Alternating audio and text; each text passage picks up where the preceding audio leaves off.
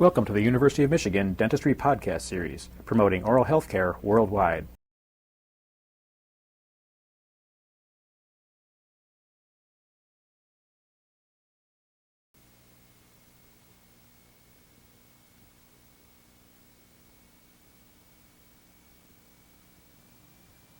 Our purpose in this exercise is to introduce to the class the rotary and hand cutting instruments. The procedure that we will follow will relate to carrying out simple cutting procedures on a mounted extracted tooth. The class is familiar with the straight hand piece, having used this in the prophylaxis sequence of the fall term. This exercise will relate to the low-speed angle hand piece with the friction grip head and the air turbine with the application of the various round and Fissure Burs required for this type of cavity sequence. The half round, 1 round, 2 round, 4 round, and 6 round burrs, the 56 and 57 Fissure Burs will be utilized in this exercise. The low-speed angle handpiece with the electro-torque motor utilizing the friction grip head will be used for the refinement caries removal phase of the operation. To follow that theme, we will insert the burr into the low-speed friction grip head by placing the burr in as we have shown and follow the complete insertion using the flat side of the burr tool to seat the burr completely.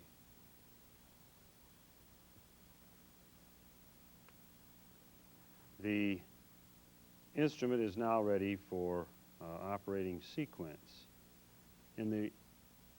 Continuing the rotary instrument package, the ultra-speed air turbine instrument, the main function of the rotary cutting package, will be utilized for penetrating into and through the enamel area of the tooth, and for the extending type cuts, which will describe or result in the prepared cavity. Burr insertion with the air turbine of this type is carried out by using a wrench with an Allen insert with approximately 1/4 to 1/2 turn on the knurled head to remove the blank kept in the chuck to protect the integrity of the chuck, and placing the burr in thusly all the way into the chuck and turning the knurling firmly, not excessively, to tighten the burr into the chuck and removing the wrench. We are now ready to operate with the air turbine. In addition to the rotary cutting instruments, to complete the cavity preparation sequence, we have a number of hand cutting instruments displayed here, which will be applied to this preparatory sequence. The instrument on the camera at this time with the pointer is the Hatchet number 1 and the Enamel Hatchet number 2. The Chisel number 7 and the Chisel number 6 and the margin trimmer, gingival margin trimmer T4. The mouth mirror, Cowhorn Explorer, S1 or spoon excavator number 1 and S2 spoon excavator number 2. The basic difference between the hatchet and chisel relates to the plane of the cutting edge and its relationship to the plane of the instrument. On the monitor right is the enamel hatchet instrument, in which the plane of the cutting edge is in the plane of the entire instrument. On the left of the monitor is the chisel. In this case, the cutting edge is at 90 degrees or at right angles to the plane of the instrument. This is a basic difference in application. The cutting edge, the character of the instrument beyond these differences is entirely the same. The Gingival Trimmer, or the T4 instrument,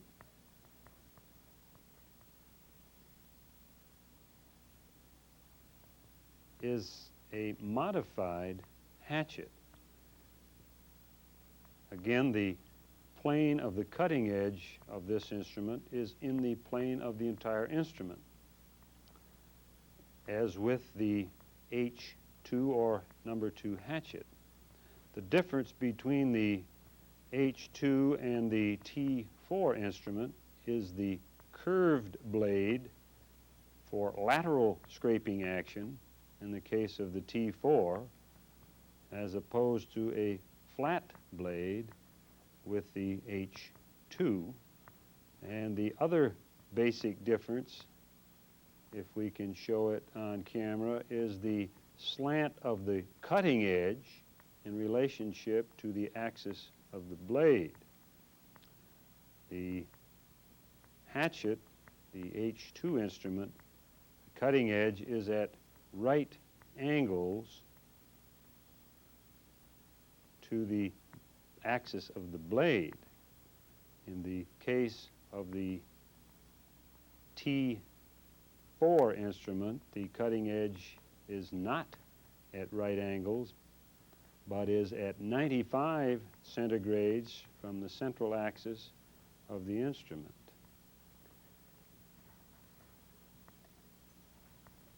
The S2, or spoon excavator, is also a modified hatchet. It also has a curved blade terminating in a round cutting edge, but the cutting edge is in the same plane as the cutting edge of the enamel hatchet, putting it into the hatchet group. It is therefore a modified hatchet. We have discussed briefly the rotary and hand cutting instruments. It is our major objective now to apply these instruments to a practical dental problem.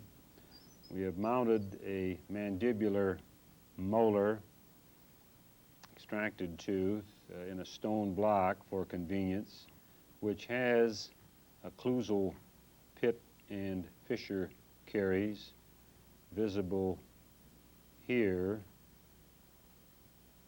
which require a Class 1 type occlusal preparation, and we will apply the rotary and appropriate hand cutting instruments to this sequence so that we can prepare the cavity and so that we can identify walls, floors, cover the cavity nomenclature which would result from this procedure.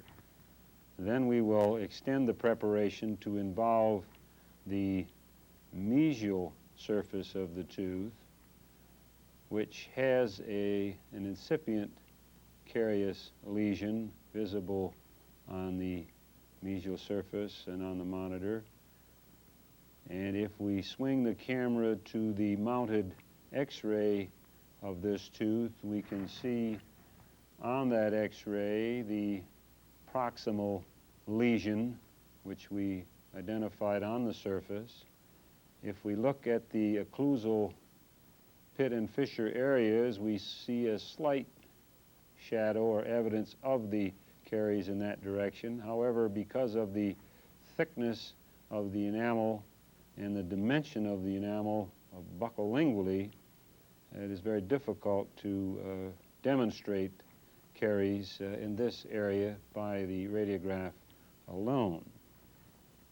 We will now proceed to initiate a Class 1 preparation on the occlusal or surface 5 of the mandibular right second molar.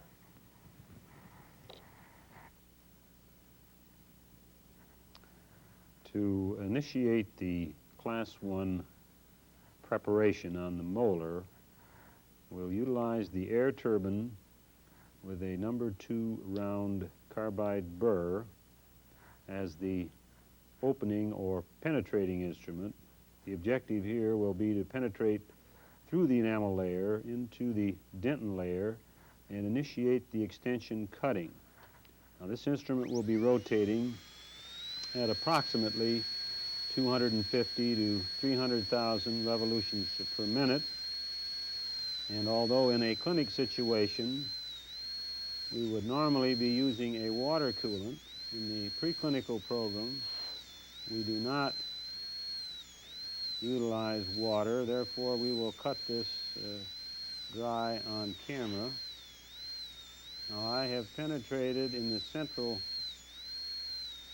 area into the dentin, and I'm extending mesially and distally toward the marginal ridge, as we said, with the number 2 round carbide burr.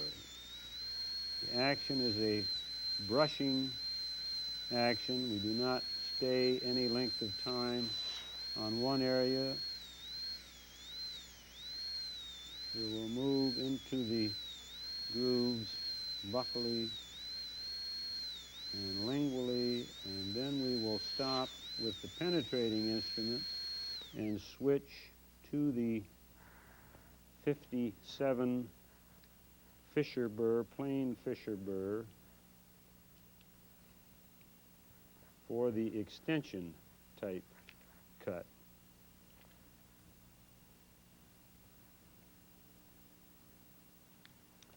The round burr with the curved blade is an excellent penetrating instrument. The Fissure Bur is essentially designed for lateral cutting efficiency and procedure. It is now our purpose to extend at a depth slightly into the dentin, to extend the Class 1 preparation internally and externally to its final proper outline form. Again, we use a rather careful, controlled, light touch with a brushing action on the instrument, wiping, not staying sustainedly in contact, but lightly scribing the outline, extending into the groove and fissure areas which are involved.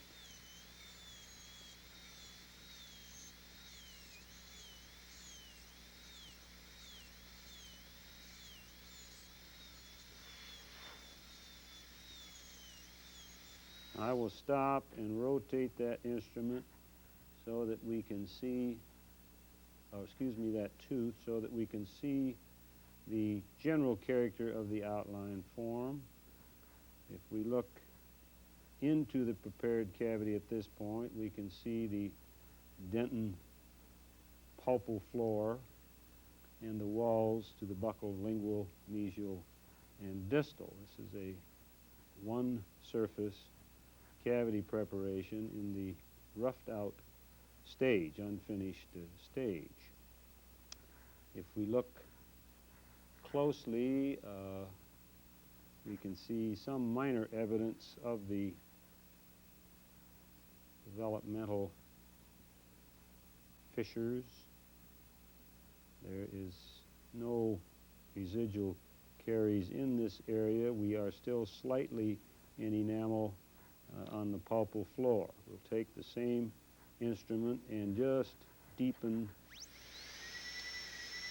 slightly the pulpal floor, which we will identify more specifically on a larger model, which will be a little easier perhaps to see and identify.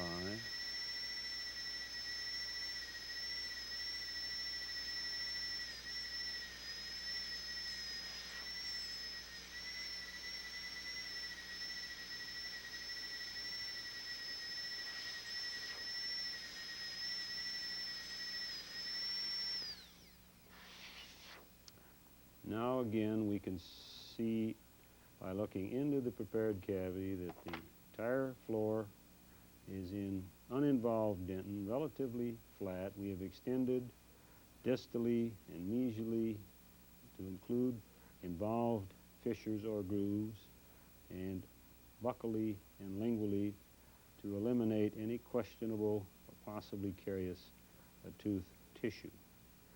At this point, we will switch to a sectioned crown. We will present a situation from this sectioned Class 1 preparation showing a carious lesion remaining in the lingual occlusal wall and on the pulpal floor. We will switch our rotary cutting to the low-speed contra-angle utilizing a number 4 round steel burr.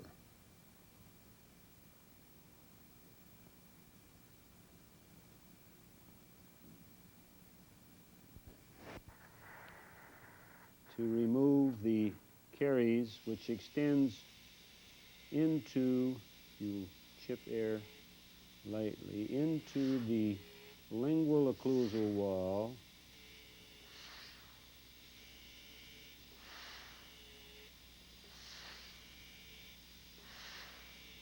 and into the pulpal floor. Please notice that this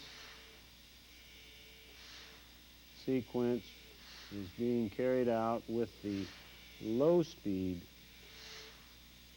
low RPMs, light touch on the burr,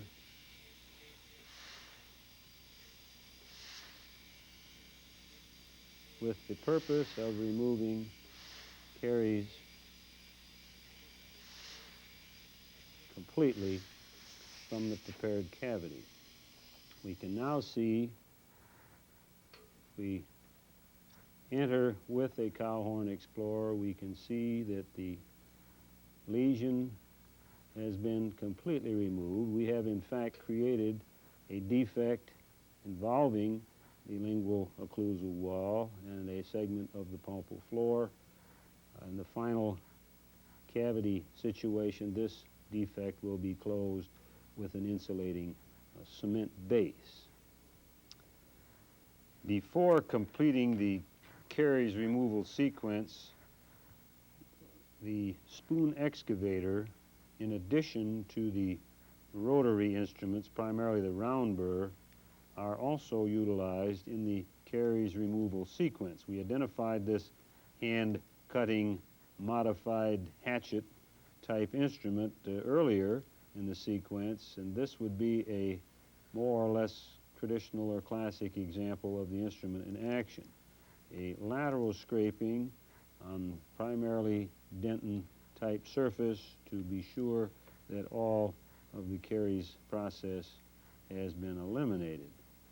We will now go back to the original model, having roughed out the basic cavity preparation, having shown the removal of caries or an excavating sequence on a sectioned crown.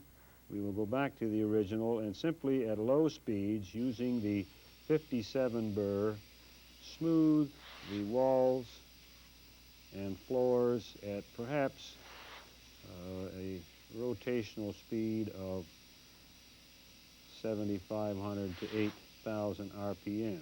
A light touch,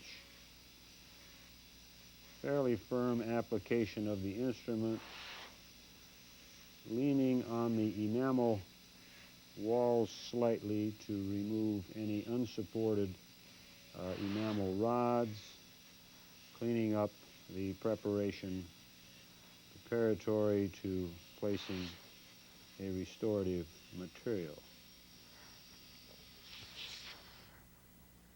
Next, we will extend the Class 1 preparation into the mesial proximal and develop a two-surface MO or Class 2 preparation.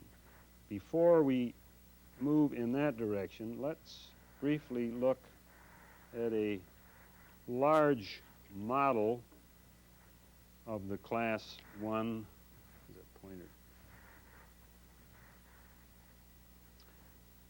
The model being viewed essentially from the same approach we were utilizing on the extracted tooth, perhaps will give us a view of the walls and floors so that we can identify the basic nomenclature elements.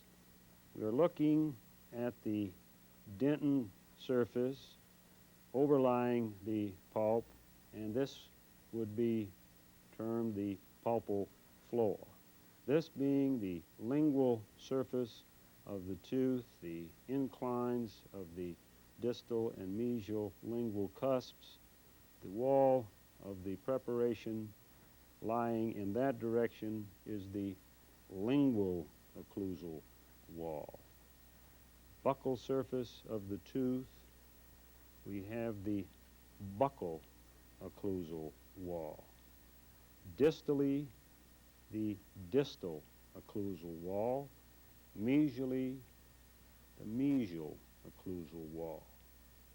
The junction of two walls, such as the lingual occlusal and pulpal walls, results in a line angle, the lingual occlusal pulpal line angle, or the distal occlusal pulpal line angle.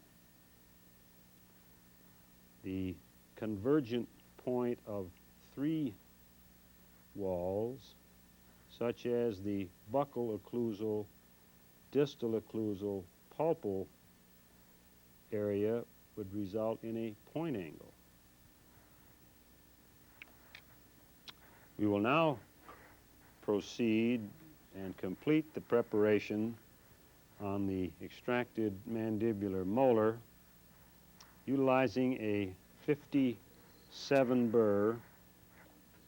We will thin the mesial marginal ridge at approximately the depth of the pulpal floor, moving mesially into the ridge toward the carious lesion, leaving a intact enamel membrane to protect the approximating tooth, which inevitably exists in the mouth situation. We will then switch from the 57 burr, having thinned the ridge, to a half round burr with which we will make a penetrating cut in a cervical direction at, or perhaps just a bit on the dentin side of the dental enamel junction. Half round is a excellent penetrating instrument, and we will proceed to initiate the penetrating cut, pendulating slightly in a buccal lingual direction so that the penetration will extend to or slightly beyond the carious lesion, which we demonstrated on the radiograph and which we can see from this exposed view of the mesial surface of the tooth. We have now penetrated internally in a cervical direction with the half-round burr. We have a cut which, in pendulating buccolingually, initiates within the tooth, but we have not broken out into the proximal, initiates the proximal box. We will now utilize an extending type cutting instrument, in this case the 57 plain Fissure Bur, and complete, following our internal cut, we'll complete the proximal box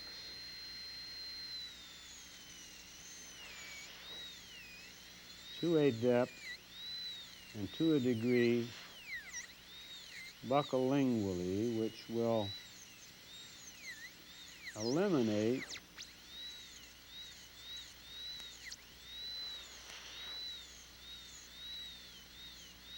the carious lesion for which this procedure is being carried out.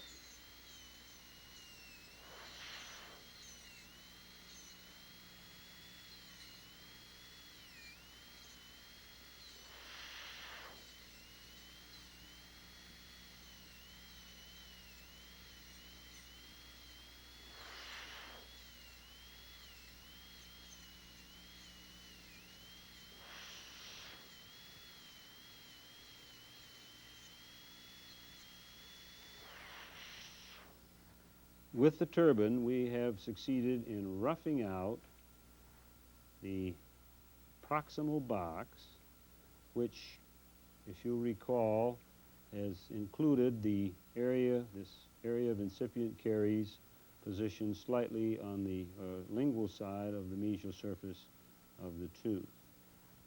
We will now switch to the low-speed contraangle, utilizing again a plain Fissure Bur for the refinement stage of the preparation, following which we will utilize a hand instrument or two to demonstrate the application of the hand instrument in the refining of the tooth preparation, the Class 2. At low speed now, with again a controlled RPMs and coming in perhaps from an unusual position so that we can see this action on camera, we will sharpen the internal details, smoothing walls and floors, blending the occlusal portion into the proximal portion, eliminating sharp, rough surfaces and smoothing the enamel and dentin walls internally within the prepared cavity. At this point, we will switch to a hand cutting instrument, the enamel hatchet described in the earlier sequence, to demonstrate the planing action along the proximal walls and the cervical floor. Notice how the instrument is applied against that wall. Notice the cutting action, the removing of extraneous enamel rods. We'll switch to the right of the pair and apply the action to the buccal proximal wall and into the line angle created by the cervical floor and the proximal wall on the buccal. Hand instrument is a very effective refining instrument and should always be used following the rotary cutting contacts. The chisel, the CH7 instrument may also be functional in this situation to plane and sharpen axial cervical line angles and sharpen the point angles in the proximal cervical axial area, as we see here.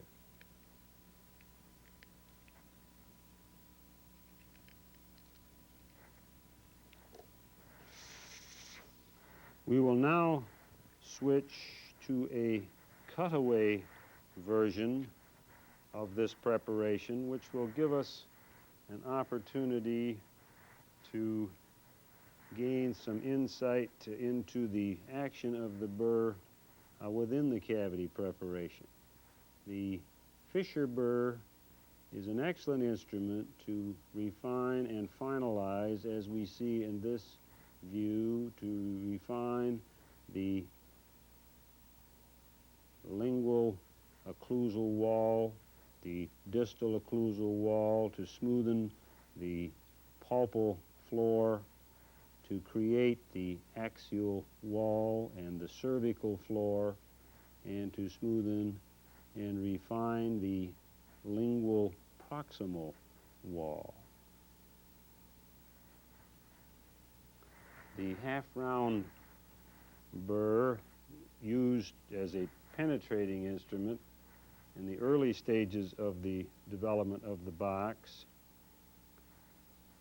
is utilized to initiate through penetrating internally, and the action of this instrument, which we can see fairly well on camera, would be to create an initial cut in this particular area, following which the application of the Fissure Bur will complete the proximal action.